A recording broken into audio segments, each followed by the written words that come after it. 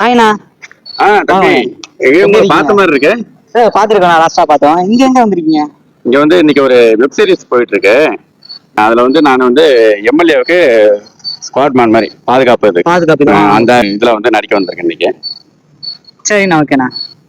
ஆனா நான் ஒரு யூடியூப் கடனுக்காக தான் உங்ககிட்ட வந்து சும்மா பேட்டி எடுக்கலாம் வந்தேன். அந்த அன்பு நம்பிக்கை வச்சு நிறைய பேர் ஏமாந்து போறாங்களே, அதை பத்தின உங்க கருத்து என்னன்றது கொஞ்சம் சொல்றீங்களா? ஓகே. உண்மையிலே வந்து அன்பு நம்பிக்கை இதுதான் வந்து நம்ம வந்து அதிகமா மற்றவங்க மேல வைப்போம். இதனாலதான் வந்து நம்ம ஏமாறப்படுறோம். இதை பத்தி நான் வந்து ஒரு 8 வரியில நான் சொல்றேன். என்னன்னாக்கா, ஆள தெரியாதவன்ட்ட நாட்டை கொடுக்குறோம், வாழ தெரியாதவன்ட்ட வாழ்க்கையை கொடுக்குறோம், சேரக்கூடாதவன்ட்ட செல்வத்தை கொடுக்குறோம், சேர்க்க செயலாதவன் நட்பை கொடுக்குறோம், கொடுத்து கொடுத்து ஏமாந்து போறோம், நாம ஏமாந்து போறோம்.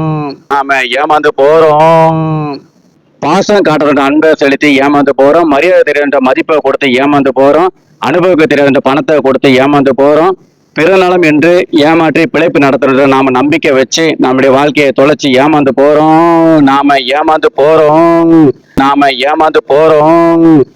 இதெல்லாம் நம்ம யார்கிட்ட கொடுக்கணும், அவங்ககிட்ட கொடுத்தாதான் மதிப்பு. இல்லை நம்ம யார்கிட்ட காட்டணும், அவங்ககிட்ட காட்டினாதான் மதிப்பு.